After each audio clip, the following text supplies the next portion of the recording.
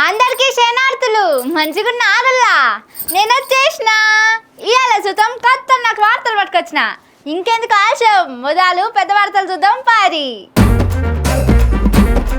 జగదీశ్వర్ రెడ్డి ఉద్యమాన్ని తక్కువ చేసిన కవిత తెలంగాణలో పోరాటంలో ఏడున్నదో తన చరిత. మంత్రి సారు మీద తిరగబడ్డ జనం పథకాలు వస్తలేవని చేసిండ్రు రణం. స్పోర్ట్స్ హబ్ కు కో చైర్మన్ ఉపాసన తెలంగాణ ఆటగాళ్లు ఎవ్వరు లేకనా. మల్లన్నకు డిఎస్పీ బాధితుల ఆటంకం నిరుద్యోగుల లొల్లికి అయిండు సతమతం. తీరుతలేవు యూరియా కష్టాలు చెవులకు ఎక్కుతలేవు రైతుల బాధలు. చెప్పులోని రాయి చెవిలోన జోరీగా కంటిలోని నలుసు కాలిముళ్ళు ఇంటిలోని పోరు ఇంతింత కాదయ్యా విశ్వదాభిరామ వినుడవేమ అని ఎన్నడో చెప్పిండు. కాలు గుచ్చుకున్న ముళ్ళు చిన్నదే కావచ్చు కానీ అది పెట్టే బాధ మహా పెద్ద ఉంటుంది. కంటిల పడ్డ నలుసు చిన్నదే కావచ్చు కానీ అది పెట్టే నొప్పి భరించలేకుంటుంటుంది.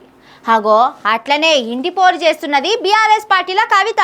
రాజుగారి గుర్రం మంచిదే గాని మన సైనికులనే తన్నుతున్నదన్నట్టే ఉన్నాయట ఎమ్మెల్సీ కవిత చేస్తున్న చేష్టలు. తెలంగాణ ఉద్యమంలో నీ పాత్ర ఏంది అని జగదీశ్వర్ రెడ్డిని ప్రశ్నించి చిన్నపిల్లల తీరు పంచాది పెడుతున్నది. బీఆర్ఎస్ పార్టీల లేని ఉద్దర పంచాదిని మోపు చేస్తున్నది. ఉన్నకాడ ఉండక ఉప్పు రాయి పొయ్యిలో వేసినట్టు చేస్తున్నది. బీఆర్ఎస్ పార్టీల గట్టిగా పనిచేసే లీడర్లు ఎవరైతే ఉన్నారో వాళ్ళనే కాంగ్రెస్ బీజేపీ పార్టీలు టార్గెట్ చేస్తున్నట్టు కవిత కూడా అదే పని చేస్తున్నది. అటు అసెంబ్లీలా కాంగ్రెస్ సర్కార్ ను దడదడలాడించిండు జగదీష్ రెడ్డి. అది తట్టుకోలేకనే అసెంబ్లీ నుంచి సస్పెండ్ చేసింది సర్కారు. అసొంటి లీడర్ ను పట్టుకొని లిల్లీ ఫుట్టు సావు తప్పి కన్ను లొట్టబోయి గెలిచినంటున్నది. కేసీఆర్ లేకుంటే నువ్వెవలు అని జగదీష్ రెడ్డిని అడుగుతున్నది. ఇంతకు కేసీఆర్ లేకుంటే కవిత ఎవరు కావచ్చు? పార్టీ పెట్టినప్పుడు కవిత ఎక్కడున్నది కావచ్చు? పాదయాత్రలు, సైకిల్ యాత్రలు, దీక్షలు, ఆమరణ నిరాహార దీక్షలు, ధర్నాలు, లాఠీ దెబ్బలు, తుపాకీ తూటాలు, మిలినియం మార్చులు, రాజీనామాలు, ఉప ఎన్నికలు, జల దీక్షలు ఇవన్నీ చేసినప్పుడు ఎక్కడున్నది కావచ్చు కవిత? బతుకమ్మ పేర్చి ఎత్తుకొని పాటలు పాడితే పెద్ద లీడర్ అయినట్టు కాదు. జాగృతి పెట్టినంత మాత్రాన యోధురాలు కాలేవు. బీఆర్ఎస్ పార్టీ అంటే గిట్టని పార్టోళ్ళు ఏం మాట్లాడితే అదే మాట కవిత నోట్ల నుంచి వస్తున్నదంటే కవిత బీఆర్ఎస్ పార్టీని ఖరాబ్ చేసేటానికి కంకణం కట్టుకున్నట్టే కొడుతున్నది కదా. రాష్ట్రానికి సీఎం కావాలనే కోరిక ఉన్నదని ఏదో ఇంటర్వ్యూలో చెప్పింది. సీఎం కావాలనే కోరిక ఉంటే మంచిదే, మరి దాని తగ్గట్టు కష్టపడాలి కదా. అది కూడా సొంత పార్టీలో ఉండి గట్టిగా పనిచేసి ముఖ్యమంత్రి కుర్చీ ఎక్కొచ్చు, కానీ ఈ పద్ధతిలో కాదు. పెసరు చేండ్ల పొడగొట్టుకొని పప్పటికెళ్ళ ఎంకులాడుకోవద్దు. కేసీఆర్ బిడ్డ అనే ఒక్క మర్యాద తప్ప కవితకు ఉన్న ఇల్వేంది అని తెలంగాణ జనాలు షీగొట్టేదాకా తెచ్చుకోవద్దు. ఏదన్నా పంచాది ఉంటే కుటుంబంతో కూర్చొని మాట్లాడాలి. పార్టీకి నష్టం జరగక ముందే కవిత కళ్ళు తెరిస్తే మంచిది, లేకుంటే తన గొయ్యి తానే దోవుకున్నట్టు అయితది అని అంటున్నారు కవిత పంచాది తెలిసిన బీఆర్ఎస్ పార్టీ కార్యకర్తలు.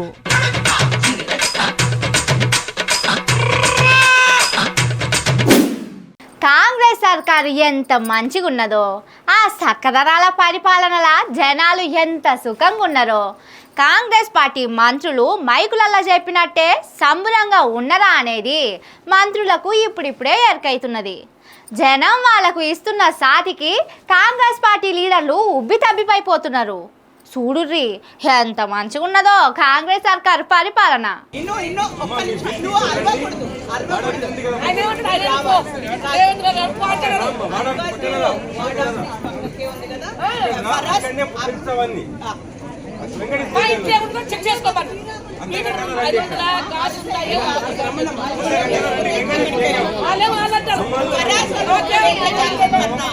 చూసిండ్రా జనాలు కాంగ్రెస్ పార్టీ కార్యకర్తలు రాగానే ఎంత మంచిగా ఎదుర్కొంటున్నారో. లీడర్లకు దండలేసి దండాలు పెట్టుకుంటా మీరే మా నాయకులు, మా బతుకుకు భరోసా అన్నట్టు స్వాగతం పలుకుతున్నారు కదా. మరి లేకుంటేంది, ఎప్పుడో ఎన్నికలప్పుడు వచ్చి మీకు తులం బంగారం అన్నారు, నెలకు 25,000 రూపాయలు అన్నారు.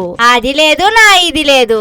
అందుకే ఇగో గింత మంచి మర్యాదలు చేస్తున్నారు కాంగ్రెస్ పార్టీ లీడర్లకు. హైదరాబాద్ మేయర్ గద్వాల విజయలక్ష్మి మేడము కాంగ్రెస్ సర్కారు మీకు మేలు చేసింది హనుడితోనే కయ్యుమని లేచిండట.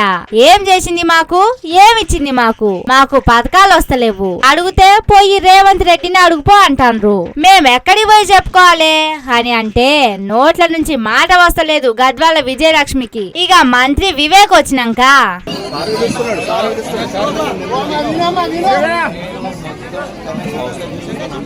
అన్ని చోట్ల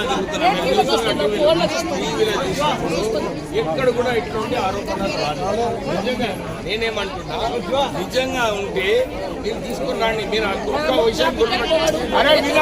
చూడుర్రి తనకు ఉన్న సమస్య ఏంటిదో చెప్తుంటే అదే ఇనమ్మా అని మంత్రి వివేక్ సారు ఎట్లా బెదిరిస్తున్నాడో ఇట్లా ఒక్కొక్కరు ఒక్కో తీరు సమస్యలు చెప్పుకున్నారు. మాకు ఇండ్లు ఇస్తామన్నారు, జాగలేని పేదలకు జాగగొని ఇండ్లు కట్టిస్తామన్నారు, చదువుకునే మా ఆడపిల్లలకు స్కూటీలు కొనిస్తామన్నారు. ఇప్పుడు ఏది లేదు, అడిగితే పోయి రేవంత్ రెడ్డిని అడుగుపో అంటున్నారు. ఇప్పుడు ఓట్లు దగ్గర పడుతున్నాయని మీరు సోప్ టాప్ వచ్చిండ్రు, మా తిప్పల తీసేది ఎవరు అన్నట్టు నిలదీసిండ్రు జూబ్లీ హిల్స్ లో ఉన్న షేక్పేట్ డివిజన్ పబ్లిక్. అప్పటికి గాని కాంగ్రెస్ లీడర్లకు అంచనా రాలేదు వాళ్ళ పరిపాలన మీద. ఇంత చక్కటి పరిపాలన అందిస్తున్నాం కాబట్టి కాంగ్రెస్ సర్కార్ను జనాలు ఈ తీరుగా మెచ్చుకుంటున్నారు అని అర్థం చేసుకున్నారట. మరి ఇప్పుడే ఇట్లుంటే ఎన్నికల నాటికి ఇంకెంతగానో మెచ్చుకుంటారో చూడాలే.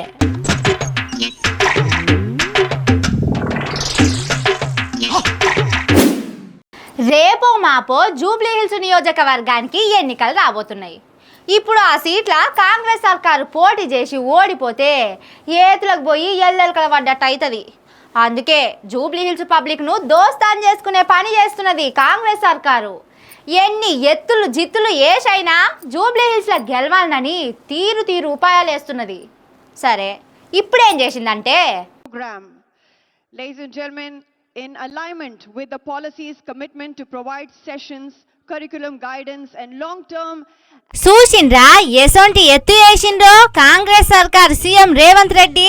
జూబ్లీ హిల్స్ లో ఉన్న చిరంజీవితోని దోస్తాన్ కోసం, చిరంజీవి చెప్తే పాడే ఓట్ల కోసం జూబ్లీ హిల్స్ జనం మీద పట్టు ఉన్న చిరంజీవి కోడలును తెలంగాణ స్పోర్ట్స్ హబ్ కు కో చైర్మన్ గా చేసిండు సీఎం రేవంత్ రెడ్డి. మరి లేకుంటేంది, బిజినెస్ చదువులు చదివిన ఉపాసనకు ఆటలకు ఏం సంబంధం ఉన్నది? అట్లా కో చైర్మన్ ను చేయాల్సిన అవసరం తెలంగాణ ఆటగాళ్లకు ఉన్నదా? ఆటలకు సంబంధం లేనోళ్ళని పెట్టాలంటే తెలంగాణలో ఉద్యమకారులు లేరా? సినిమా యాక్టర్లు లేరా?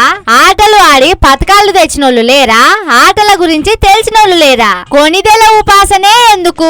ఎందుకంటే జూబ్లీ హిల్స్ ఎన్నికల కోసమే అని అంటున్నారు చాలా మంది. దానికోసమే తప్ప కో చైర్మన్ గా చేసినంత మాత్రాన తెలంగాణ ఆటగాళ్లకు పథకాలు వచ్చేటట్టు చేసేటందుకు కాదట. అయినా సర్కార్ సంస్థలకు చైర్మనో, అంబాసిడరో, ప్రమోటరో ఇంకేదో కావాలంటే జర్రంతా దాని గురించి తెలిసినోళ్ళై ఉండాలి, నలుగురికి మేలు చేసినోళ్ళై ఉండాలి, ప్రజాసేవ చేసినోళ్ళై ఉండాలి, నలుగురి నోట్ల నాలుకైనోళ్ళే ఉండాలి. అంతేనా కాదా? కానీ తెలంగాణ సర్కార్లు వెనక ముందు ఆలోచన చేయకుండా నిర్ణయాలు చేసి నియామకాలు చేస్తున్నది. ఏందో ఏమో పోండ్రి, పార్టీ గెలుపుల కోసం తెలంగాణ ఆటలను తాకట్టు పెడుతున్నారు అని అంటున్నారు ఈ ముచ్చట ఎరికైన జనాలు.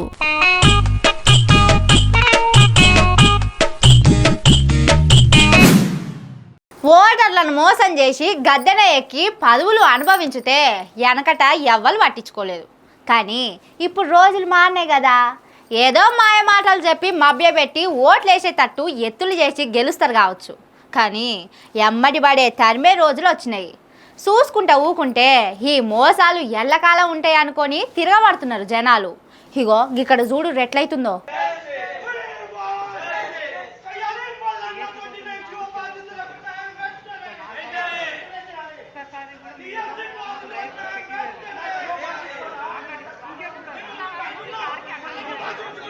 పాములు ఆడిచ్చేటోడు అదే పాముల కాటుకు సచ్చిండన్నట్టు నిరుద్యోగులను రెచ్చగొట్టి వాళ్ళ ఓట్లతోని పబ్బం గడుపుతున్న తీర్మాన్ మల్లన్న అదే నిరుద్యోగుల చేతిలో బలైతున్నాడు.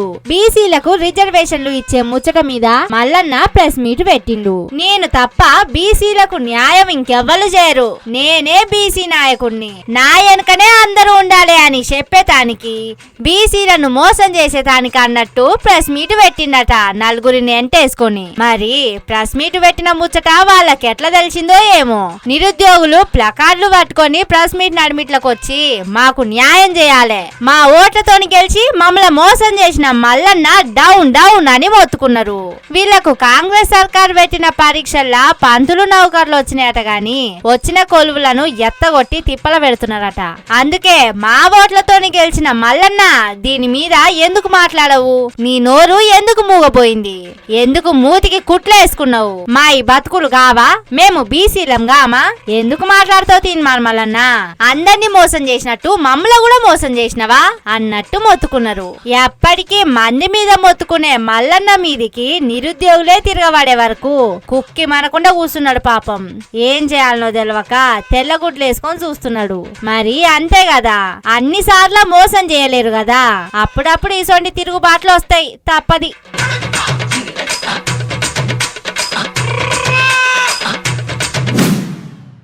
వెనకట గుర్రు పెట్టి వండుకున్న కుంభకర్ణుని లేపేతానికి రంపాలతోని కోసేది.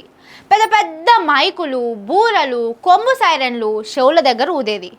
డమరుకాలు, డప్పులు, పల్లాలు కొట్టేది. అయినా లేవకపోయేది కుంభకర్ణుడు.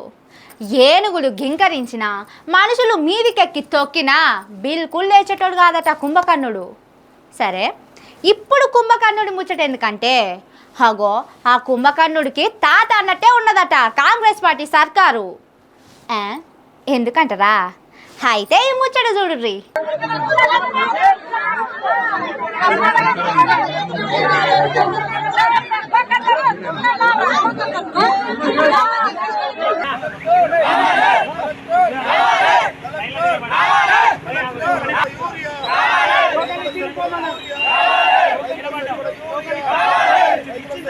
ఎరక్కబోయి ఇరుక్కబోయినట్టే ఉన్నదట యూరియా కోసం తండ్లాడే రైతుల పరిస్థితి. ఎందుకు కాంగ్రెస్ పార్టీని గెలిపించినాంరా దేవుడా అని నెత్తి నోరు కొట్టుకుంటున్నారట. ఇగో ఇక్కడ చూడుర్రి, చిరంజీవి కొత్త సినిమా రోజు టాకీస్ల ముంగట టికెట్ల కోసం ఎగబడ్డట్టు ఎంత మంది ఎగబడుతున్నారో చూడుర్రి. ఒక్క యూరియా సంచి ఇచ్చిన మహాప్రసాదం అన్నట్టు కండ్లకు అద్దుకొని తీసుకుపోదాం అన్నట్టు వచ్చిందట. వీళ్ళంతా గంటల కమానం లైన్ల నిలవలేక మస్తు గోసపడ్డరట. ఇట్లా యూరియా ఇచ్చే కాడ ఇబ్బందులు పడే కంటే రోడ్డెక్కింది మేలు అనుకొని సీదా రస్తా ఎక్కిండ్రు. రైతులకు సరిపోను యూరియా ఇస్తారా సస్తారా అన్నట్టు అడిగిండ్రు.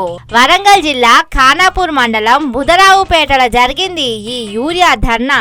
లీడర్లకు ఓట్ల కాలం ఎట్లనో రైతులకు నాట్లేసుకునే కాలం అట్లా. అదును పోతే మళ్ళా రాదని నాట్లేసుకునే తందుకు తయారుగున్న రైతులు పాకాల చెరువు కింద 1000 ఎకరాల భూములున్నాయి. వాటికి సరిపోను యూరియా ఇయ్యకుంటే సర్కారు ఉండి ఏం లాభం అని అడుగుతున్నారు. మేము ఎంత మొత్తుకున్నా కుంభకర్ణుడైనా లేస్తాడు కావచ్చు, బండెడు కుడుములు తినే బకాసూలుడైనా కదులుతాడు కావచ్చు గాని కాంగ్రెస్ సర్కార్ మాత్రం సప్పుడు చేస్తలేదు.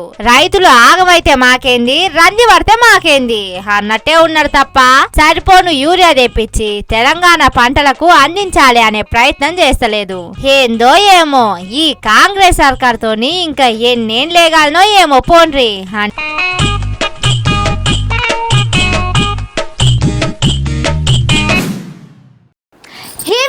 ముచ్చట్లు ఇంకిని మస్తు మస్తు ముచ్చట్లతోటి మళ్ళీ వస్తా.